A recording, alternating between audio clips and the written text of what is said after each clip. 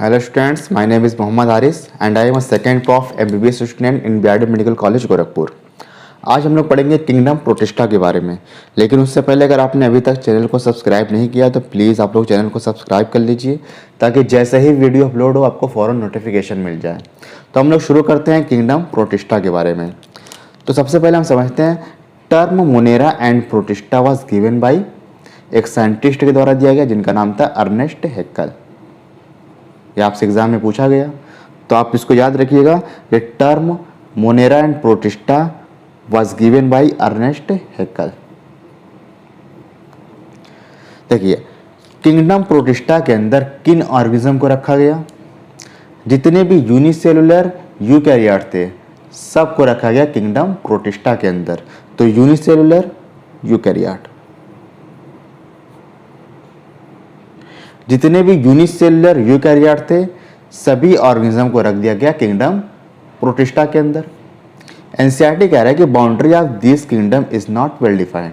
कह रहे पूरी तरह से इस किंगडम की बाउंड्री डिफाइन नहीं है। क्यों? क्योंकि एक ही ऑर्गेनिज्म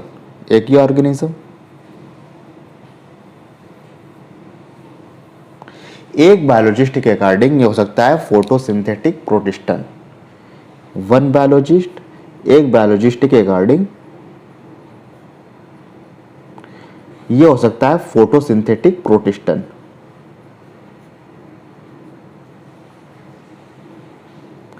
फोटोसिंथेटिक प्रोटिस्टन। और यही ऑर्गेनिज्म दूसरे साइंटिस्ट के लिए हो सकता है प्लांट टू अनदर बायोलॉजिस्ट। तो एनसीईआरटी कह रहा है boundary of this kingdom is not well defined. क्यों? क्योंकि एक प्रोटिस्टा के अंदर का एक ही ऑर्गेनिज्म एक बायोलॉजिस्ट के लिए हो सकता है वो फोटोसिंथेटिक प्रोटिस्टन हो और दूसरे के लिए वो प्लांट हो सकता है। इसीलिए एनसीईआरटी कह रहा है कि इसकी बाउंड्री पूरी तरह से डिफाइन नहीं है। अब हम किंगडम प्रोटिस्टा में 5 ग्रुप के बारे में पढ़ेंगे। एनसीईआरटी में 5 ग्रुप दिया गया, वो आपको पढ़ना है। कौन कौन सा 5 ग्रुप है? Chrysophytes, dinoflagellates, euglenoids, slime molds and protozoas. तो आपको इन 5 ग्रुप के बारे में पढ़ना है। एक बार फिर से बोलिएगा, कौन कौन सा group? Chrysophytes, dinoflagellates, euglenoids, slime molds and protozoa.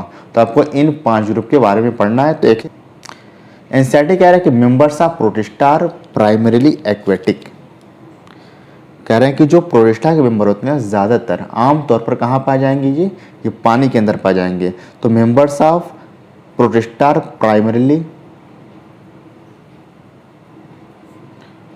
Primarily aquatic. इनके जो मेंबर्स होते हैं मुख्य रूप से ये पानी में पाए जाते हैं। देखिए एनसीईआरटी कह रहा है कि this kingdom forms the link with plants, animals and fungi. ये प्लांट्स और एनिमल्स और फंजाई के साथ लिंक बनाता है। जैसे हम समझने की कोशिश करते हैं, एक एल्गा, क्लेमाइडोमोनास और क्लोरेला, इनको पहले कहाँ रखा गया था? किंगडम प्लांटी के अंदर रखा गया था। किस बेसिस पर? इनके अंदर सेल वॉल प्रेजेंट थी। और सेल वॉल किस चीज़ की बनी होती है? सेल वॉल सेलुलोज की बनी होती है। लेकिन फिर इनको उठा करके रख दिया गया किंगडम प्रोटिस्टा के अंदर। किस बेसिस पे? क्योंकि क्लेमाइडोमोनास और क्लोरेला दोनों के दोनों यूनिसेलुलर यूकैरियोट हैं, तो इनका प्लांट के साथ लिंक हो गया। एनिमल्स की बात कर लें, जैसे कि पैरामीशियम। अगर हम पैरामीशियम की बात करें, पैरामीशियम एंड अमीबा, पहले कहाँ रखा गया था इनको? 2 किंगडम क्लासिफिकेशन में इनको रखा गया था एनिमेलिया के अंदर। 2 किंगडम क्लासिफिकेशन सिस्टम में इनको एनिमेलिया के अंदर रखा गया था, लेकिन फिर इनको उठा करके डाल दिया गया किंगडम प्रोटिस्टा के अंदर। क्यों? क्योंकि ये दोनों के दोनों यूनिसेलुलर यूकैरियोट है। अगली चीज समझते हैं हम। देखिए एक फंजाई जिसका नाम है ईस्ट, और जो ईस्ट होता है ये होता है यूनिसेलुलर यूकैरियोट। यूनिसेलुलर यूकैरियोट कहाँ रखना चाहिए इसको? इसको रखना चाहिए किंगडम प्रोटिस्टा के अंदर, लेकिन इसको रखा गया है किंगडम फंजाई के अंदर। इस तरह से किंगडम प्रोटिस्टा प्लांट के साथ, एनिमल के साथ और फंजाई के साथ लिंक बनाता है। अगली चीज़, जो किंगडम प्रोटिस्टा के मेंबर होते हैं ये सब के सब कैसे होते हैं? यूकैरियोट्स। अगर यूकैरियोट्स है तो इनके अंदर वेल डिफाइंड न्यूक्लियस पाया जाएगा। वेल डिफाइंड न्यूक्लियस प्रेजेंट होगा, वेल डिफाइंड न्यूक्लियस प्रेजेंट होगा। और क्या होगा, मेम्ब्रेन बाउंड ऑर्गेनेल पाए जाएंगे इनके अंदर, मेम्ब्रेन बाउंड ऑर्गेनेल प्रेजेंट होंगे। अगली चीज, कुछ प्रोटिस्टा के अंदर फ्लैजेला और सिलिया पाए जाते हैं। फ्लैजेला और सिलिया ये लोकोमोशन में हेल्प करते हैं। तो कुछ प्रोटिस्टन के अंदर फ्लैजेला और सिलिया भी पाए जाते हैं जो कि उनके लोकोमोशन में हेल्प करते हैं। और जो रिप्रोडक्शन होता है प्रोटिस्टा के अंदर, ये हो सकता है चाहे एसेक्सुअली हो सकता है या फिर सेक्सुअली हो सकता है। अगर सेक्सुअली रिप्रोडक्शन होगा तो क्या होगा, इसमें फ्यूज़न ऑफ गैमेट। और जब गैमेट का फ्यूज़न होता है तो हम जानते हैं कि गैमेट का फ्यूज़न होता है तो बनता है जाइगोट। तो सेल फ्यूज़न होगा इनके अंदर, सेल का मतलब यहाँ पर गैमेट से रिलेशन है, तो सेल फ्यूज़न। और जब सेल फ्यूज़न होगा तो बनेगा जाइगोट। जितने भी सेक्सुअली रिप्रोड्यूसिंग ऑर्गेनिज्म है सबके अंदर जाइगोट का बनना यूनिवर्सल है। पढ़ेंगे हम इसके बारे में क्लास 12 में चैप्टर 1 में। चलिए अब हम एक एक करके पढ़ना शुरू करते हैं इन सारे ग्रुप्स के बारे में। सबसे पहले पढ़ेंगे हम लोग क्राइसोफाइट्स के बारे में। देखिए क्राइसोफाइट्स के अंदर आते हैं die atoms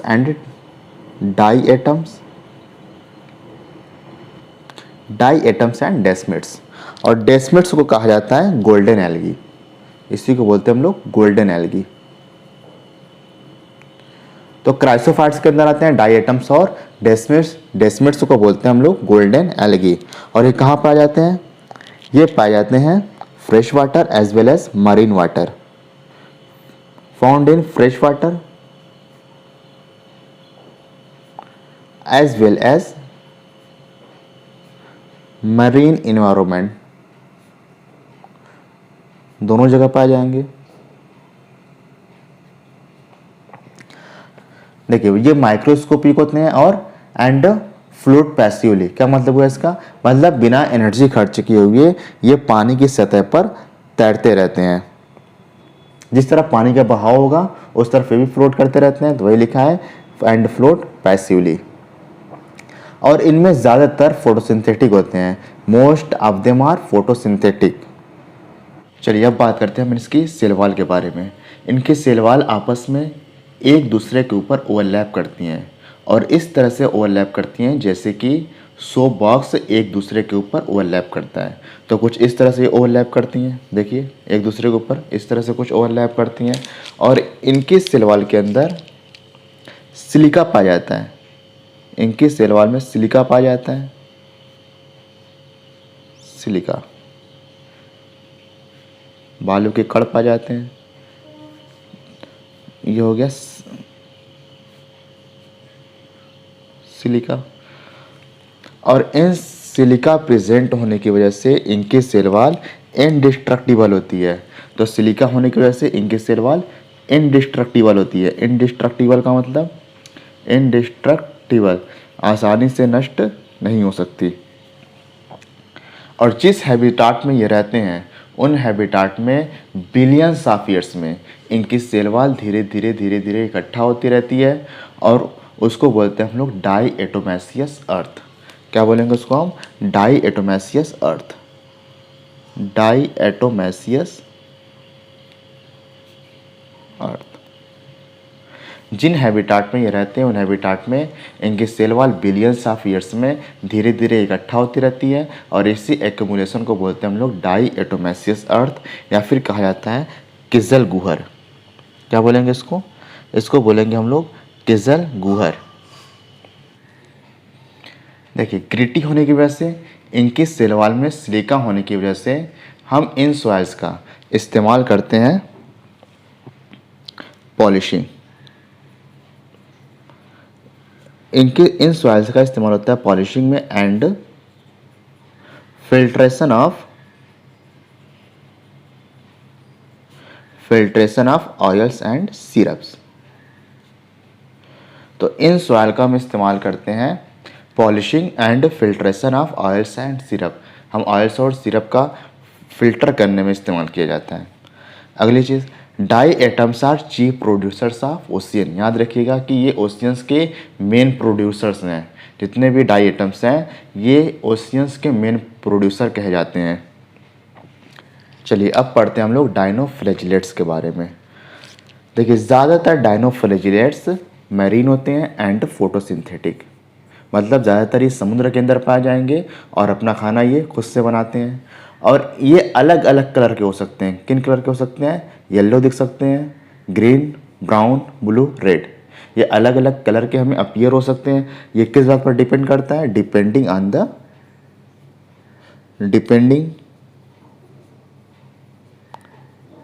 on the main pigment present in their cells. Main pigment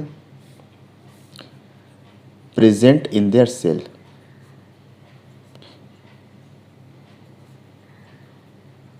इनके सेल में जैसा पिगमेंट प्रेजेंट होगा वैसे ये अपीयर होंगे। कैसे अपीयर हो सकते हैं? येलो, ग्रीन, ब्राउन, ब्लू और रेड।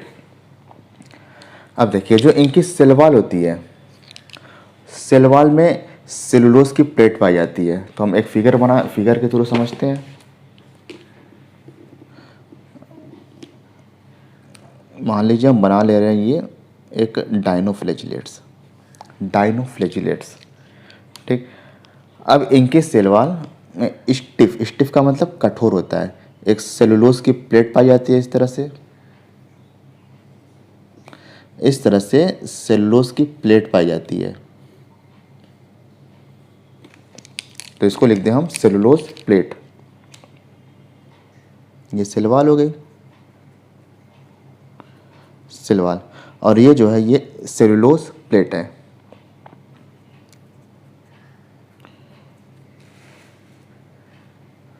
Stiff cellulose plate. अब देखिए ये जो गड्ढा दिखाई दे रहा है इसको बोलते हैं हम लोग फ्रो बोलेंगे, या फिर इसको बोला जाएगा ग्रू बोलते हैं। तो इसको बोलेंगे हम लोग फ्रो या फिर ग्रू बोला जाएगा। देखिए नाम में क्या लिखा हुआ है? डायनोफ्लैजिलेट्स। तो कितने फ्लैजिला होंगे इनके अंदर? 2 फ्लैजिला पाए जाते हैं। 2 फ्लैजिला पाए जाएंगे और एक फ्लैजिला ट्रांसवर्स होता है और एक फ्लैजिला लॉन्गिट्यूडनल होता है। तो इनके पास 2 फ्लैजिला होते हैं, एक लॉन्गिट्यूडनल होता है और एक ट्रांसवर्स होता है। तो दे हैव 2 फ्लैजिला और 2 फ्लैजिला में एक ट्रांसवर्स होगा और दूसरा कैसा होगा? दूसरा होगा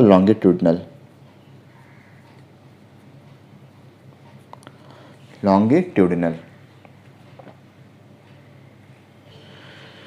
देखिए अब हम बात करते हैं एक रेड डायनोफ्लैजिलेट्स के बारे में और इसका नाम है गोनियोलैक्स।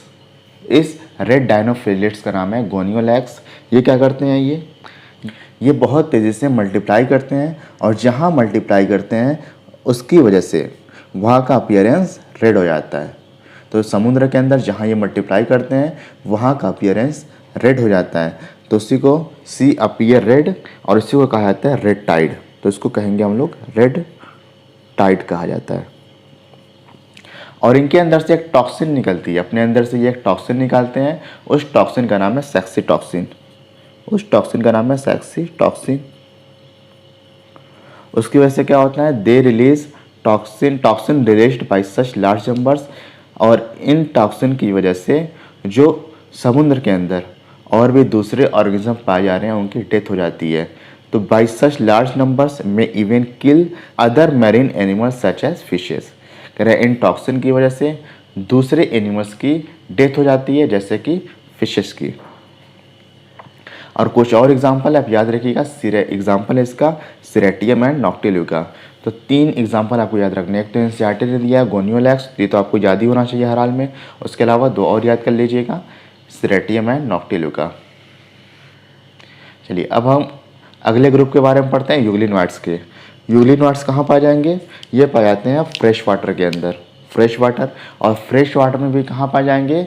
ये स्टैग्नेंट वाटर में पाए जाएंगे। स्टैग्नेंट वाटर का मतलब स्टैग्नेंट वाटर में पाए जाएंगे, मतलब ये ठहरे हुए पानी में पाए जाते हैं। जहाँ पानी रुका हुआ होता है वहाँ पाए जाते हैं। देखिए इनके पास सेल वॉल नहीं होती है, सेल वॉल की जगह कुछ दूसरे स्ट्रक्चर पाए जाते हैं, प्रोटीन रिच लेयर पाई जाती है जिसको बोलते हैं हम लोग पेलिकल बोला जाता है, pellicle. Instead of cell wall they have a protein rich layer called pellicle.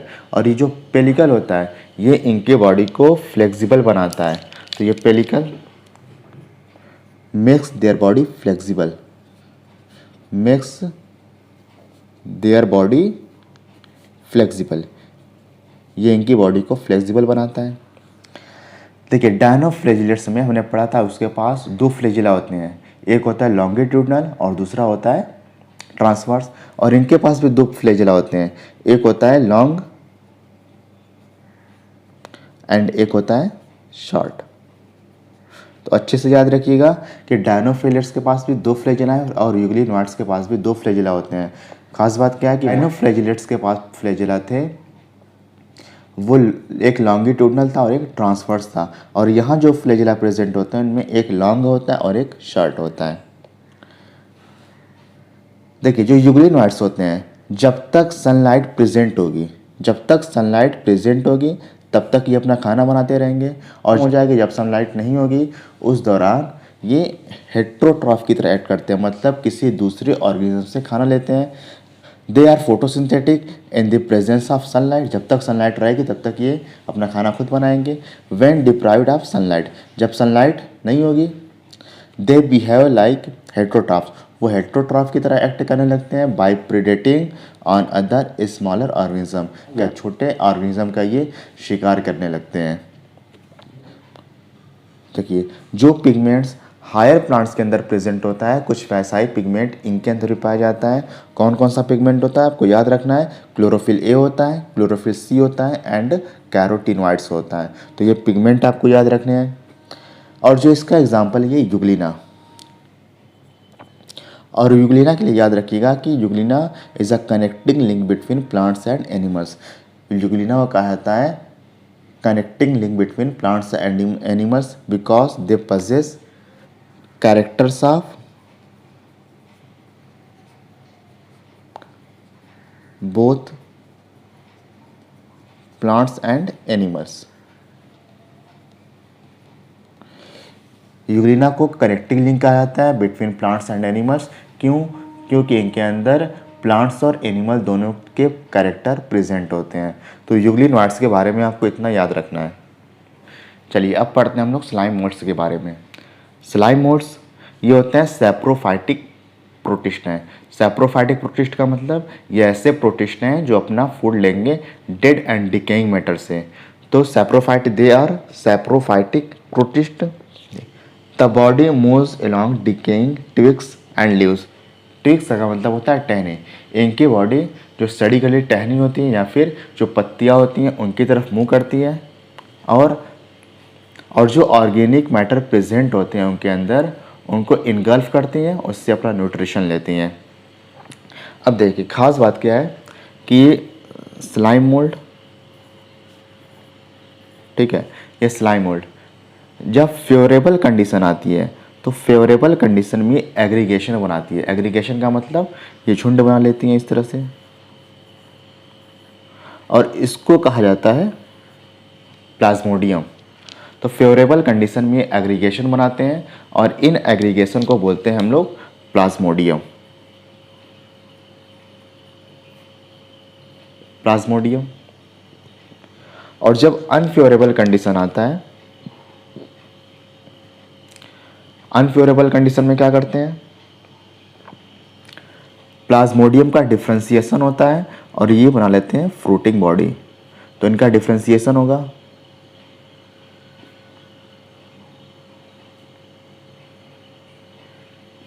Differentiation, और बना लेंगे ये फ्रूटिंग बॉडी। एक स्ट्रक्चर बना लेंगे जिसको बोलेंगे हम लोग फ्रूटिंग बॉडी। Fruiting body. और जो फ्रूटिंग बॉडी होता है, फ्रूटिंग बॉडी के टिप पे स्पोर्स प्रेजेंट होते हैं, स्पोर्स प्रेजेंट होते हैं।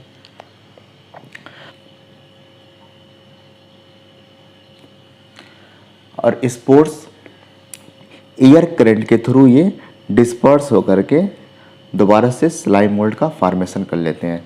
तो डिस्पर्स्ड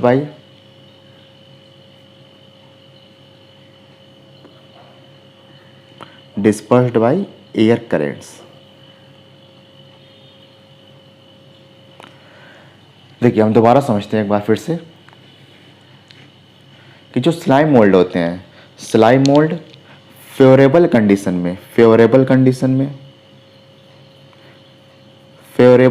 में ये एग्रीगेशन बनाते हैं और इन एग्रीगेशन को बोलते हैं हम लोग प्लाज्मोडियम।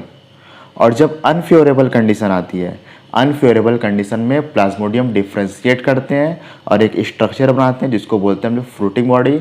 और इस फ्रूटिंग बॉडी के टिप प्रेजेंट होता है स्पोर्स, और ये स्पोर्स एयर करंट के थ्रू, हवा के थ्रू ये डिस्पर्स होते हैं और डिस्पर्स होके नए स्लाइम मोल्ड का फॉर्मेशन करते हैं। तो आपको याद रखना है कि सूटेबल कंडीशन में किन चीज़ का फॉर्मेशन होता है, सूटेबल कंडीशन में फॉर्मेशन होता है प्लाज्मोडियम का। सूटेबल कंडीशन में ये बनाते हैं प्लाज्मोडियम, एक एग्रीगेशन बनाते हैं, उस एग्रीगेशन का नाम है प्लाज्मोडियम। और अनफेवरेबल कंडीशन में क्या करते हैं, ये जो प्लाज्मोडियम है इसके अंदर डिफ्रेंशिएशन होता है और डिफ्रेंशिएशन होने से फ्रूटिंग बॉडी का फॉर्मेशन होता है, फ्रूटिंग बॉडी। और फ्रूटिंग बॉडी के टिप पर स्पोर्स प्रेजेंट होता है और ये स्पोर्स एयर करंट के थ्रू डिस्पर्स होकर के नए स्लाइम मोल्ड का फॉर्मेशन कर लेता है। और जो खास बात क्या है कि स्लाइम मोल्ड के अंदर सेल वॉल एब्सेंट होती है, तो हम यहाँ पे लिख दे रहे हैं कि इनके अंदर सेल वॉल एब्सेंट होगी, सेल वॉल एब्सेंट होगी। लेकिन जो इनके स्पोर्स होते हैं, इनके स्पोर्स के अंदर सेल वॉल प्रेजेंट होगी। और सेल वॉल किस चीज़ की बनी होती है, यहाँ पे सेल वॉल बनी होती है सेलुलोज की। देखिए आपको याद रखना है कि स्लाइम मोल्ड के अंदर सेल वॉल एब्सेंट होती है, लेकिन जो इनके स्पोर होते हैं, स्पोर में सेल वॉल प्रेजेंट होती है और वो किस चीज़ की बनी होती है, वो बनी होती है सेलुलोज की। और जो स्पोर्स होते हैं ये रेजिस्टेंट होते हैं और कई साल तक ये सर्वाइव कर सकते हैं एडवर्स कंडीशन में भी। तो spores extremely resistant and survive for many years even under adverse condition. कह रहे हैं एडवर्स कंडीशन में भी स्पोर्स कई सालों तक सर्वाइव कर सकते हैं। Spores are dispersed by air currents, पढ़ चुके हैं हम, spores are dispersed by air currents. और एग्जाम्पल कुछ लिख लीजिएगा आप लोग, एग्जाम्पल है इसका फाइजेरम एंड डिक्टोस्टेलियम। तो आपको एग्जाम्पल भी याद होना चाहिए। तो स्लाइम मोल्ड के बारे में आपने पढ़ लिया। स्लाइम मोल्ड के अंदर सेल वॉल एब्सेंट होती है, सैप्रोफाइटिक प्रोटिस्ट होते हैं, इनकी बॉडी मूव करती है डिकेइंग ट्विग्स एंड लीव्स की तरफ और ऑर्गेनिक मटेरियल को इनगल्फ कर लेते हैं, उससे अपना न्यूट्रिशन लेते हैं। सूटेबल कंडीशन में ये एग्रीगेशन बनाते हैं और उस एग्रीगेशन को बोलते हैं हम लोग प्लाज्मोडियम। और जब अनफेवरेबल कंडीशन आती है तो प्लाज्मोडियम डिफ्रेंशिएट करते हैं और फ्रूटिंग बॉडी का फॉर्मेशन करते हैं। और इन फ्रूटिंग बॉडी के टिप पे प्रेजेंट होता है स्पोर्स। स्पोर्स हाईली रेजिस्टेंट होता है और ये एडवर्स कंडीशन में भी कई सालों तक सर्वाइव कर सकता है। और जो इनके अंदर सेल वॉल एब्सेंट होती है, लेकिन जो स्पोर्स होते हैं उनमें सेल वॉल पाई जाती है और सेल वॉल बनी होती है सेलुलोज की। चलिए अब पढ़ेंगे हम लोग एग्जाम्पल कुछ देख लेते हैं। एग्जाम्पल फाइजेरम एंड डिक्टोस्टेलियम, आपको याद रखना है फाइजेरम एंड डिक्टोस्टेलियम। अब पढ़ेंगे आखिरी ग्रुप के बारे में, प्रोटोजोआ। जितने भी प्रोटोजोआ होते हैं सब के सब हेट्रोट्रॉफ होते हैं।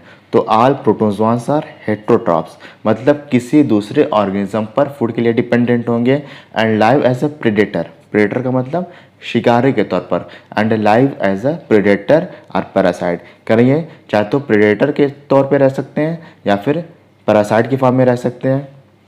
एनसीईआरटी कह रहा है they are believed to be primitive relatives of animals.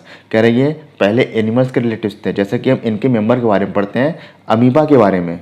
Amoeba के बारे में इन्हीं के अंदर आता है amoeba and paramecium. Two kingdom classification system में बताइए इनको कहाँ रखा गया था।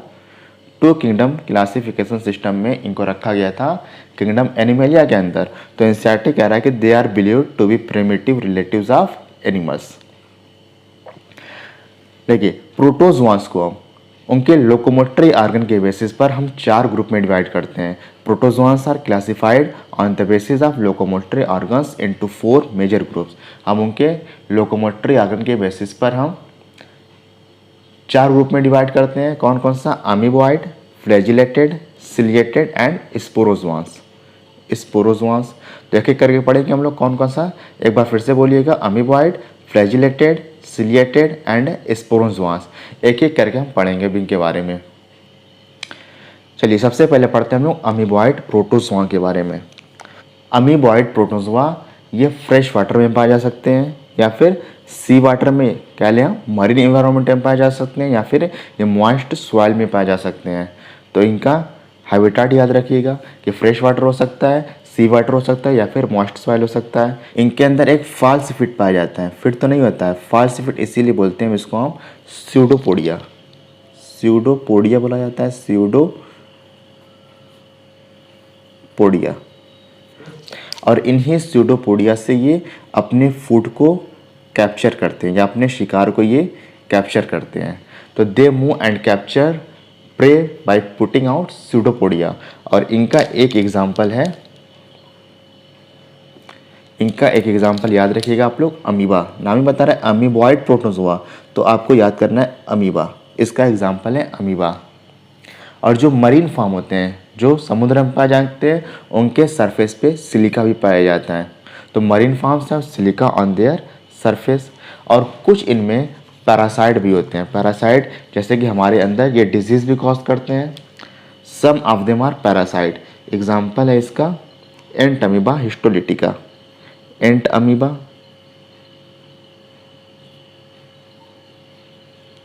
और ये एंट अमीबा हिस्टोलिटिका स्पीसीज है इसकी, एंट अमीबा हिस्टोलिटिका। ये हमारे अंदर एक डिजीज कॉज करता है, उसका नाम है अमीबियासिस। अमीबियासिस, इसके बारे में डिटेल में पढ़ेंगे हम लोग क्लास 12 के चैप्टर 8 में। चलिए अब पढ़ते हैं अगली क्लास के बारे में, फ्लैजिलेटेड प्रोटोजोआ। फ्लैजिलेटेड प्रोटोजोआ नाम ही बता रहा है कि इनके अंदर फ्लैजिला पाया जाएगा। तो flagellated protozoa they have flagella, इनके अंदर फ्लैजिला पाया जाएगा। अब बताइए फ्लैजिला और सिलिया काम क्या होता है कि ये मूवमेंट करने में हेल्प करते हैं। तो अगर फ्लैजिला और सिलिया पाया जाएगा तो इनके अंदर फ्लैजिला और सिलिया की हेल्प से मूवमेंट होगा। चाहे तो ये फ्री लिविंग हो सकते हैं, फ्री लिविंग का मतलब अकेले रह सकते हैं या फिर ये किसी दूसरे ऑर्गेनिज्म के साथ इनका एसोसिएशन हो सकता है। जैसे हम पैरासाइट के फॉर्म में ये रह सकते हैं। अब देखिए पैरासाइट दो तरह के होते हैं, एक होता है एक्टोपैरासाइट, एक्टोपैरासाइट, और दूसरा होता है एंडोपैरासाइट। एंडोपैरासाइट जो बॉडी की सरफेस पे पाए जाते हैं, जो बॉडी की सरफेस पे पैरासाइट के फॉर्म में रहते हैं तो उसको बोलते हैं हम लोग एक्टोपैरासाइट। और जो हमारी बॉडी के अंदर रहते हैं उनको बोलते हैं हम लोग एंडोपैरासाइट। तो on the surface of body, on the surface of body, अगर बॉडी के सरफेस में पाए जाएंगे, पैरासाइट के फॉर्म में रहेंगे तो इनको बोलेंगे हम लोग एक्टोपैरासाइट।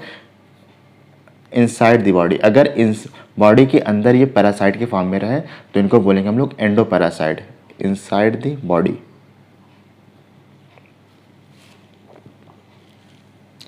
और जो इनकी पैरासिटिक फॉर्म होती है, कई सारे डिजीज़ हमारे अंदर कॉज करती है।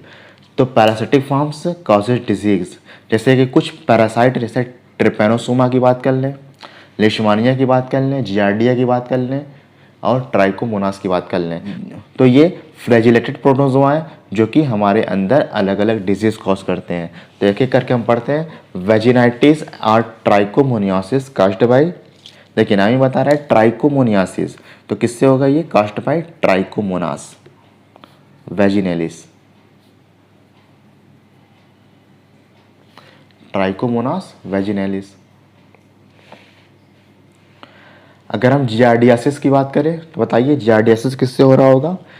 जियार्डिया से। Giardiasis is caused by Giardia, Giardia intestinalis, intestinalis. तो वेजिनाइटिस और trichomoniasis is caused by Trichomonas vaginalis, giardiasis is caused by Giardia intestinalis. And African sleeping sickness, या फिर बोलेंगे हम इसको हम गम्बिया फीवर, या फिर बोलते हैं ट्रिपैनोसोमियासिस। ट्रिपैनोसोमियासिस ये किससे होता है? ये होता है ट्रिपैनोसोमा गम्बेंसी। देखिए नीट के पॉइंट ऑफ व्यू से बहुत इंपॉर्टेंट है ये सब, इसलिए बता रहा हूँ। और जो ट्रिपैनोसोमा गम्बेंसी है ये ट्रांसमिट होता है, ट्रांसमिटेड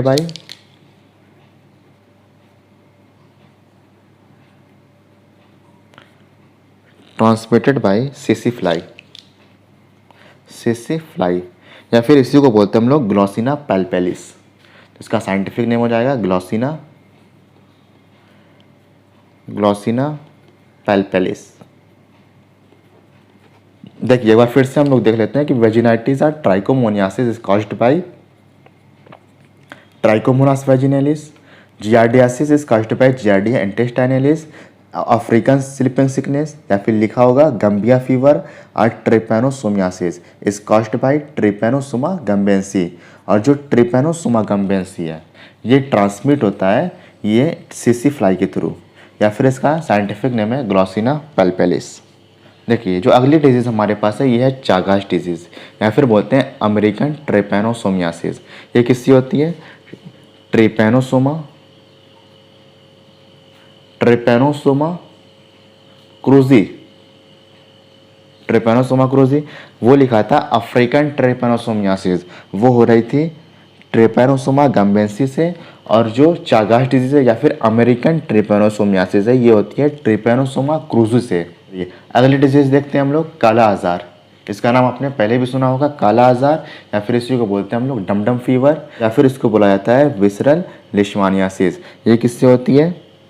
लिशमानिया डोनोवानी से, लिशमानिया donovani.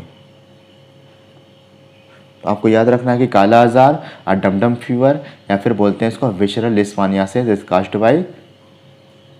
Caused by Leishmania donovani. और जो काला आजार डिजीज ये ट्रांसमिट होती है एक पर्सन से दूसरे पर्सन में थ्रू सैंड फ्लाई, या फिर बोलते हैं इसको फेलोबॉटमस। साइंटिफिक नेम है इसका फेलोबॉटमस। अगली डिजीज क्यूटेनियस लिशमानियासिस अगर पूछें आपसे, या फिर स्किन लिशमानियासिस पूछें, या फिर दिल्ली बॉयल, या फिर ओरिएंटल सुर अगर लिख करके मिले तो आप आंसर करेंगे इसका कॉज्ड बाय लिशमानिया ट्रॉपिका। तो दो स्पेसीज हो गए लिशमानिया की, एक तो डोनोवानी हो गया, दूसरा ट्रॉपिका। डोनोवानी कॉज करता है काला आजार और डमडम फीवर, या फिर बोलते हैं हम इसको विसरल लिशमानियासिस। और जो क्यूटेनियस लिशमानियासिस है, क्यूटेनियस टर्म हम स्किन के लिए इस्तेमाल करते हैं, तो हो गया स्किन लिशमानियासिस, दिल्ली बॉयल या फिर ओरिएंटल सुर, ये होती है लिशमानिया ट्रॉपिका से। चलिए अब पढ़ते हैं हम लोग सिलिएटेड प्रोटोजोआ के बारे में। देखिए सिलिएटेड लिखा हुआ है, इस बात को रिप्रेजेंट कर रहा है कि इनके सरफेस पे, इनके बॉडी सरफेस पे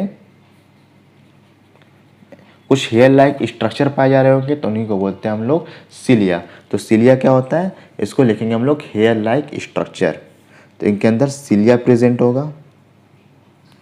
और सिलिया क्या होता है? ये होता है हेयर लाइक स्ट्रक्चर। इनके सरफेस पे प्रेजेंट है सिलिया। और सिलिया के मूवमेंट के लिए चाहिए एनर्जी, इसलिए इस चार्ट में लिखा है कि actively moving because of presence of thousand of cilia, because of presence of thousand of cilia.